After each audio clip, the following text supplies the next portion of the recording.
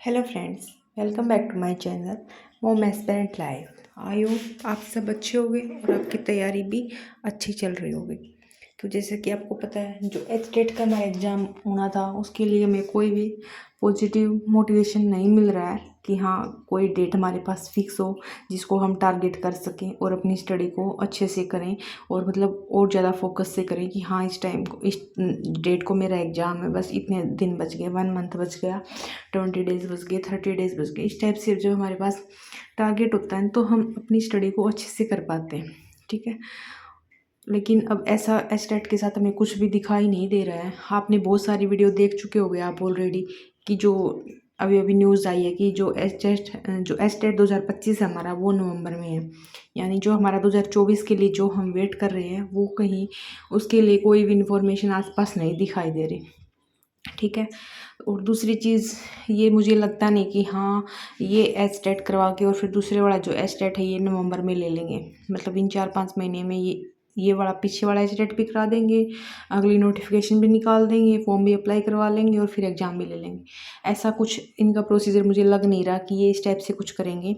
और ये कोई पहली बार नहीं हो रहा कि एचटेट आपका साल में 2 बार ना हुआ हो, 1 बार भी हुआ है। ठीक है, तो जहाँ तक लग रहा है, जो भी गवर्नमेंट का माइंड को हम थोड़ा बहुत देख रहे हैं, आइडिया लगा सकते हैं कि जो हमारा एग्ज़ाम है वो दोनों का एक एक बार में ही होगा। शायद ये दोबारा से फॉर्म मतलब अप्लाई करवाएं, रीओपन करें एचटेट 2024 के लिए और फिर इसी को उसमें ऐड कर देंगे 2025 वाले में।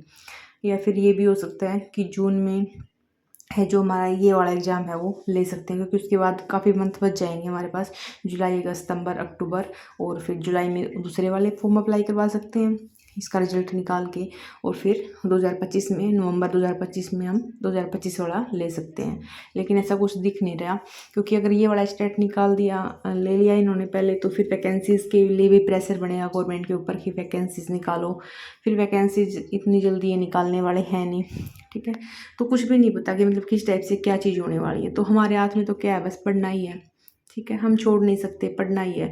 और मतलब पता नहीं है गवर्नमेंट कहाँ तक कितना लंबा खींच देती है किसी भी चीज़ को। तो इससे अच्छा है कि कुछ ना कुछ अपने साथ के साथ करते रहो। अगर थोड़े आपके बच्चे बड़े हो गए हैं तो आप स्कूल ज्वाइन कर सकते हो। ठीक है ना, उसके साथ कि बच्चों के साथ आप भी स्कूल जा रहे हो और वहाँ आप घर से बाहर निकलना बहुत ज़रूरी है। हम घर में बैठे बैठे हम सोचते तो रहते हैं नहीं एग्ज़ाम के लिए तैयारी कर रहे हैं, तैयारी करें, लेकिन ये नहीं पता होता ये एग्ज़ाम कितना लंबा चलेगा, कब हमें जॉब मिलेगी या नहीं मिलेगी, कब वैकेंसीज आएंगी, क्या कुछ भी फिक्स नहीं होता। तो अगर हम बाहर निकलेंगे ना, स्कूल्स में जाएंगे या कहीं ट्यूशन पढ़ाएंगे, तो हमारा जो भी हमारी नॉलेज है वो कम तो होगी नहीं, हम बस कुछ एक्स्ट्रा ही सीखेंगे। ठीक है ना, बस अपना जो माइंड है वो नेगेटिव चीज़ों पर नहीं जाएगा और पॉजिटिव चीज़ें सोचेगा।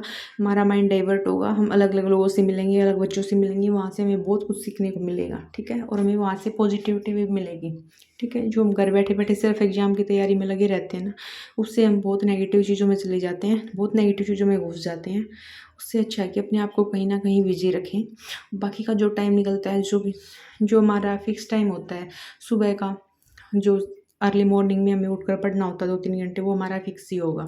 ठीक है, तो अगर 12 आप कुछ कर रहे हो, किसी बच्चे को पढ़ा रहे हो, ट्यूशन पढ़ा रहे हो, स्कूल पढ़ा रहे हो, और साथ में अपने 3-4 घंटे निकाल रहे हो सेल्फ स्टडी के लिए, तो वो इनफ है। क्योंकि जब तक आपका कोई टारगेट है नहीं ना इतने इन चीज़ के लिए, वो इनफ है। क्या पता कितना लंबा खींचेंगे ये, कितने 6 महीने या साल, कब तक वैकेंसीज आएंगी। तो बस इस चीज़ के साथ कंटिन्यू रखो कि 3-4 घंटे आपके डेली निकलते रहें सेल्फ स्टडी के लिए, और साथ में आप कुछ अचीव करो, या फिर कोई भी प्राइवेट जॉब, कोई भी प्राइवेट स्कूल्स या कोई भी ट्यूशन, कुछ भी ज्वाइन करो अगर आप कर सकते हो। तो अगर छोटा बच्चा है, जैसे मेरे साथ भी यही प्रॉब्लम, मेरे पास बच्चा छोटा है, अभी मैं ज्वाइन नहीं कर सकती, तो वो हमारी प्रॉब्लम हो जाती है। हमें पहले प्रायोरिटी पे अपना बच्चा रखना है, उसको अच्छे से परवरिश करनी है उसकी, फिर उसके बाद सोचेंगे कुछ ना कुछ। और जब तक ये हम घर पर रहना हमारी प्रायोरिटी है, तो हमें क्या है, एक्स्ट्रा टाइम निकाल सकते हैं हम अपने लिए। ठीक है ना, तो बस अपनी स्टडी को ऐसे ही कंटिन्यू रखो, बेफिजूल की चीज़ों में मत घुसो। जब भी कुछ चीज़ें आएंगी वो आ जाएंगी, ऑफिशियल नोटिस आ जाएगा, तो उस चीज़ पर ध्यान देना। Thank you so much.